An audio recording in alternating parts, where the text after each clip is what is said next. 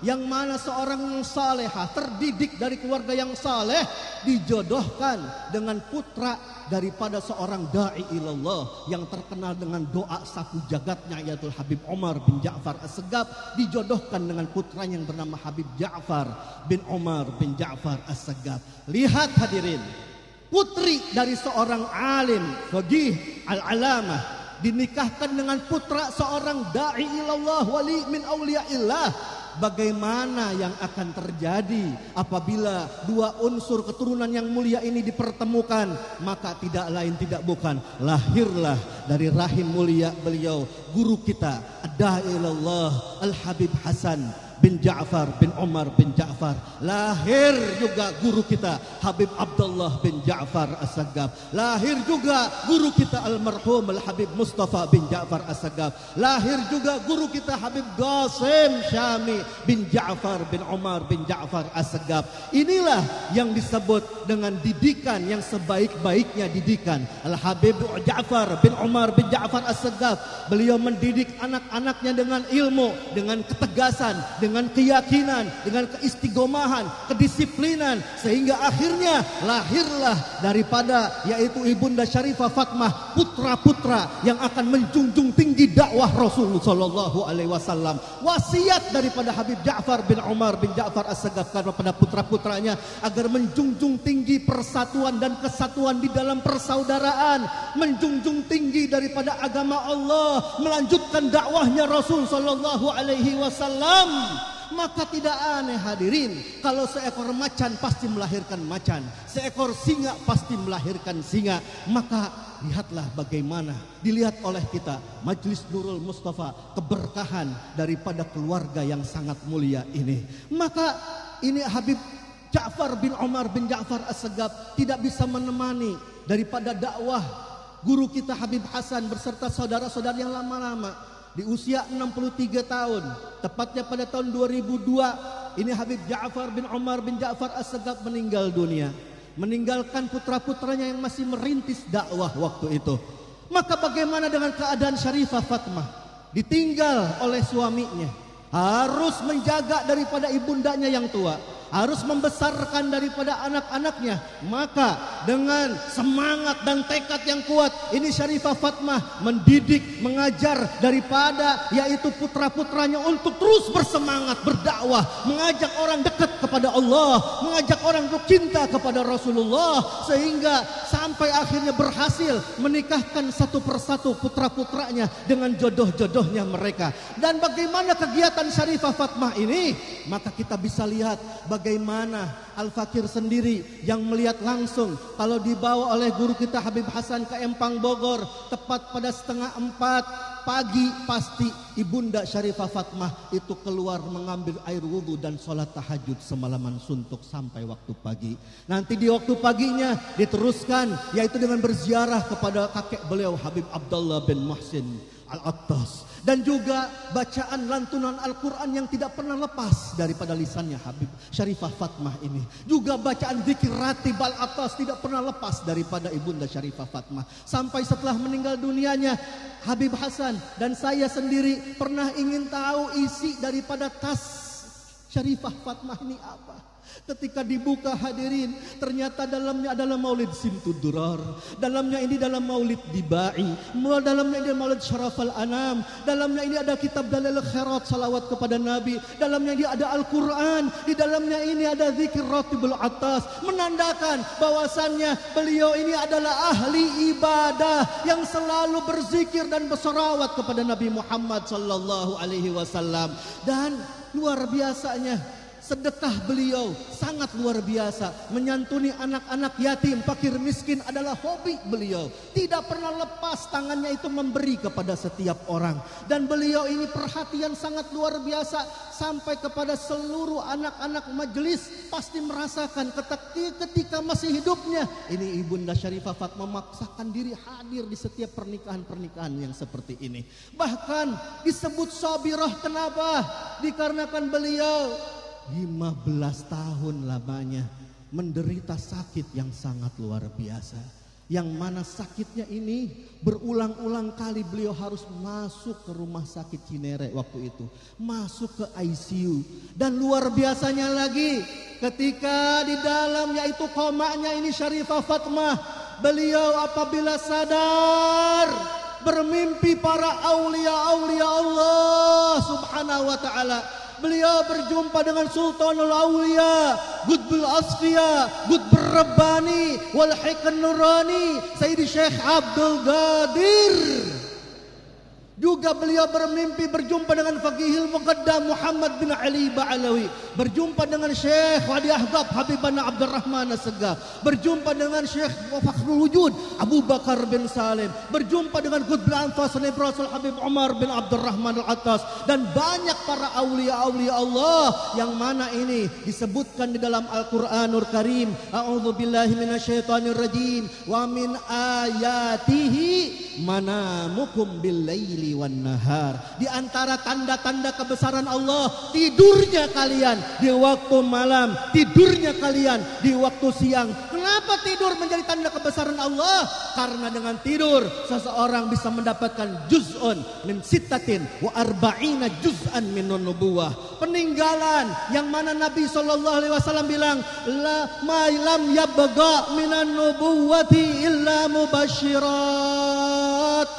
Tidak tersisa daripada kenabian kecuali mubasyirat. Maka sahabat bertanya, wamal mubasyirat? Apa itu kabar-kabar gembira wahai Rasulullah? Gala ar-ru'yah salihah. Dibilang oleh Nabi SAW itu mimpi-mimpi yang indah, mimpi-mimpi yang baik. Seorang mukminah bisa bermimpi dengan kekasihnya baginda Nabi Muhammad SAW. Seorang mukminah bisa berjumpa dengan para aulia-aulia Allah Subhanahu wa taala. Inilah Syarifah Fatmah yang sangat luar biasa. Maka sakit beliau tambah parah, tambah parah, tambah parah, sampai akhirnya beliau mengalami penyakit yang mana sudah sangat luar biasa. Sudah stadium 4 daripada kanker hati beliau. Tepatnya pada sholat Idul Adha tahun kemarin, di hari Jumat tanggal 31 Juli 2020, setelah selesai pelaksanaan Idul Adha di masjid ini, maka Habib Hasan beserta adik-adiknya pulang ke kediaman beliau menjumpai Syarifah Fatmah binti Hasan bin Muhsin bin Abdullah bin Muhsin Al-Attas. Dan Syarifah Fatmah membisikkan kepada guru kita Habib Hasan bahwasannya waktuku sudah dekat untuk berjumpa dengan Allah Subhanahu wa taala. Maka ini Ibunda Syarifah Fatmah tidak melewatkan waktu yang terakhir tersebut untuk berbagi kepada anak cucunya. Dibagikan waktu itu uang kepada anak cucunya. Dan selang 2 hari pada hari Ahad beliau akhirnya sakit parah, dibawa lagi ke rumah sakit Cinere. Dan luar biasanya hadirin, ketika dibawa yang terakhir ini Ibunda Syarifah Fatmah sampai membagikan uang 100.000 kepada setiap suster yang bekerja di rumah sakit Cinere waktu itu. Sampai satpam-satpamnya dikasih oleh Ibunda Syarifah Fatmah. Setiap orang dikasih. Seraya beliau berpesan, ini terakhir kali saya masuk rumah sakit. Sampai dokter beliau, dokter Ayub yang merawat beliau, dikasih kue kenang-kenangan oleh Syarifah Fatmah. Karena sudah sabar, yaitu merawat beliau selama 15 tahun lamanya. Inilah Syarifah Fatmah yang sangat luar biasa. Beliau akhirnya tidak sadarkan diri dari mulai hari Ahad sampai seminggu. Putra-putranya tidak meninggalkan beliau.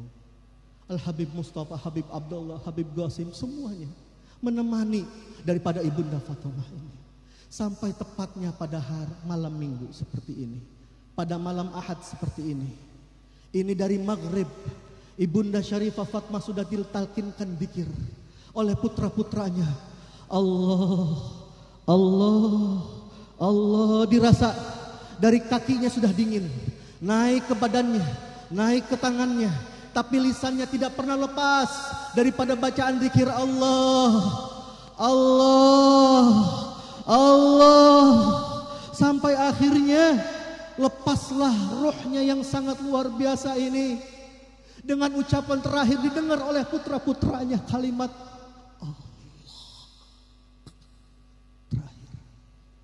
Dan yang luar biasanya, Syarifah Fatmah itu punya kebiasaan di waktu sakitnya, apalagi di sehatnya, memaksakan diri untuk hadir majelis Nurul Mustafa. Sampai kalau kita mengadakan event, ada panggung khusus untuk Syarifah Fatmah. Sampai kalau beliau tidak sempat hadir streaming, hadirin. Sehingga akhirnya wafatnya di Lailatul Ahad, di malam majelis Nurul Mustafa, yang waktu itu Al-Faqir sedang membaca manaqib daripada Habib Qutbul Ghaus Habib Abu Bakar bin Muhammad As-Saggaf. Dan semua yang hadir waktu itu pasti melihat bagaimana di waktu sedang pembacaan manaqib, guru kita Habib Hasan bin Ja'far As-Saggaf bangun, berdiri, lalu mengambil tangannya seperti mencium, kemudian duduk lagi. Tiba-tiba Habib Hasan menahan daripada sedihnya, lalu bertanya ke sebelahnya. Waktu itu ada Ustadz Nur, masih ada di sini, di samping Habib Hasan bin Ja'far As-Saggaf. Waktu itu ditanya, apakah ibunda saya sudah meninggal? Karena waktu itu Habib Hasan tidak memegang daripada handphone dan tidak ada yang memberitahu beliau. Maka kata Ustadz Nur, iya Habib sudah meninggal. Maka langsung Habib Hasan mengambil mic dari saya dan beliau berkata, tadi Al-Imam Al-Qutub Sahibul Hal Habib Abu Bakar bin Muhammad As-Saggaf datang kepada saya. Beliau berkata, agamallahu ajrakum, ummuka tawafat. Bahwasannya ibunda saya sudah meninggal. Berita belum datang, tapi alamul arwah sudah mengetahui bahwasannya yamutul mar'u ala ma asya alaih. Setiap kebiasaannya Syarifah Fatmah selalu menghadiri majelis taklim, maka meninggalnya di waktu malam, yaitu majelis taklimnya Nurul Mustafa, tanda beliau selalu dekat dengan majelis Nurul Mustafa. Maka waktu itu Jakarta belum pernah dituruni hujan oleh Allah, hujan sederas-derasnya, sampai akhirnya jasad dari Pak Syarifah Fatmah ini dibawa dari Rumah Sakit Cinere, dibawa pertama kali ke Keramat Empang Bogor untuk dimandikan di sana, untuk disolatkan paginya di Masjid An-Nur oleh para habaib cucu-cucu Habib Abdullah bin Muhsin Al-Attas. Sedangkan di sini disolatkan di waktu siangnya selepas solat zuhur oleh Habib Hasan bin Ja'far As-Saggaf beserta para habaib dan jamaah, menandakan wafatnya ibunda Syarifah Fatmah, yaitu pada tanggal 18 Dzulhijjah, malam 18 Dzulhijjah 1441 Hijriah, tepatnya tanggal 8 Agustus 2020, dikuburkan tepat dengan hallnya Al-Imam Al-Qutbul Ghaus Al-Habib Abu Bakar bin Muhammad As-Saggaf, yang mana waktu itu perayaan hallnya di Gresik. Maka ini Syarifah Fatmah meninggal dan dikuburkan di tempat ini, menandakan bahwasannya beliau sangat dekat dengan Habib Abu Bakar bin Muhammad As-Saggaf. Meninggalnya di bulan Dzulhijjah, maka Syarifah Fatmah meninggal di bulan Dzulhijjah. Al-Imam Al-Qutub Al-Habib Abdullah bin Muhsin Al-Attas meninggal pada bulan Dzulhijjah. Ayahandanya Habib Hasan bin Muhsin bin Abdullah bin Muhsin Al-Attas meninggal pada bulan Dzulhijjah. Suaminya Habib Ja'far bin Omar bin Ja'far As-Saggaf meninggal pada bulan Dzulhijjah, menandakan bahwasannya almar'u ma'aman ahabba, seseorang pasti akan bersama orang yang dicintainya. Semoga kita yang hadir pada malam hari ini, cinta kita kepada Syarifah Fatmah, semoga dengan harapan kita bisa berkumpul dengan beliau, berkumpul di dunia, berkumpul di barzakh, berkumpul di akhirat, berkumpul di surga bersama baginda Nabi Muhammad sallallahu alaihi wasallam. Rabbi fanfa'na bi barakatihim wahdinal husna bi hurmatihim wa amitna fi tariqatihim wal mu'afatin minal fitani.